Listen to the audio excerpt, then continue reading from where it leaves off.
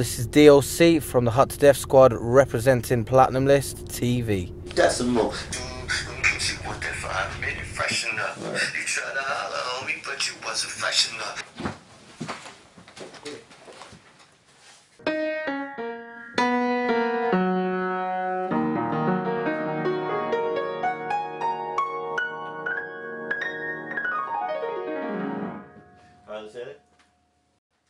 Okay, so in regards to your personal life, what would you say is the most? What would you say is the most significant occurrence in it that's made you the man you are today? I was born.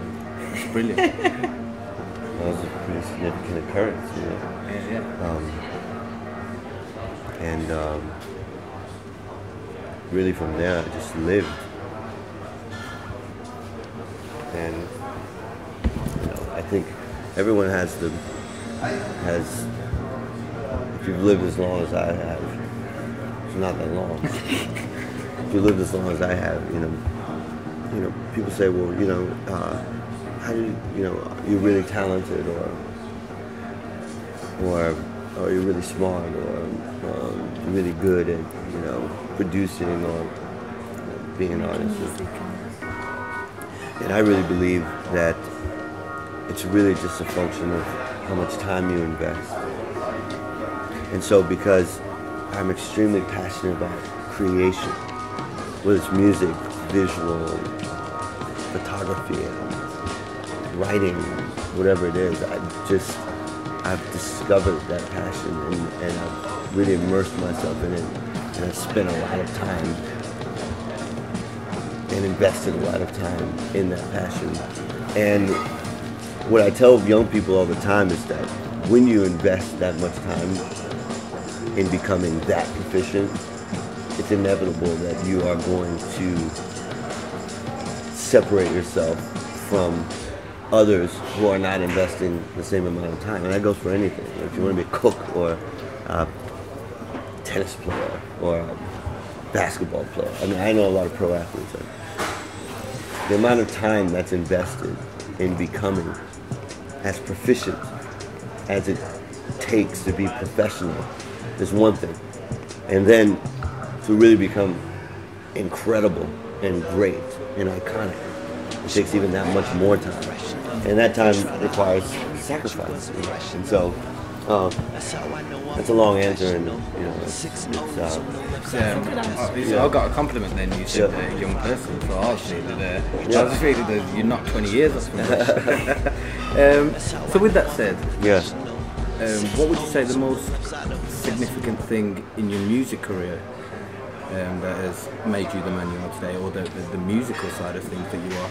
Because obviously that's what made you the man you are today, your ambition. But with regards to your musical side, what was that? Just that one occurrence that made It was a moment that I was introduced to Stevie Wonder, and not to him personally, but to his music, his body of work. And I realized that he put out his first album when he was 11 years old, and here I was, you know, in my middle teens at Harvard, and I picked up the phone and called my father and said, I want to do music, but I want to let you know that I'm behind. I said, well, son, you're going to be 19 years old and a senior at Harvard. What do you mean you're behind? I said, well, Stevie Wonder plays everything, and he put out his first album at age 11. I'm 16, I haven't put any albums out.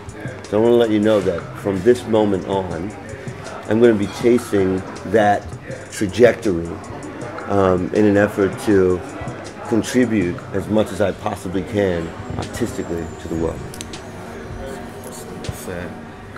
What can you say? I mean, obviously your passion is shown, but just flipping the script a bit. Sure. I love R&B, and I think myself to be a bit of a connoisseur with R&B, and I consider you obviously to be one of the few at the forefront of keeping R&B music and the element of R&B alive. But how do you feel about the culture of R&B music today, and do you think it's dying? I mean, I think that any culture is kept alive by its constituents. So when you have legends like Michael Jackson.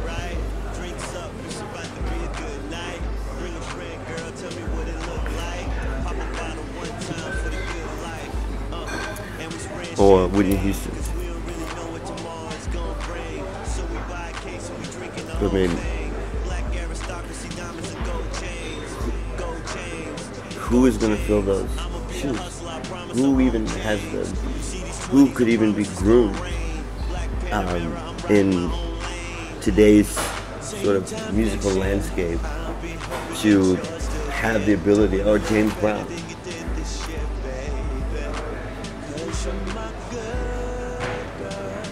Who could even have the structure or environment to be groomed to fill those shoes, you know? And so,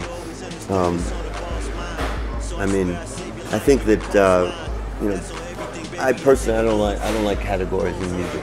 You know, I like for music to just be an expression, you know.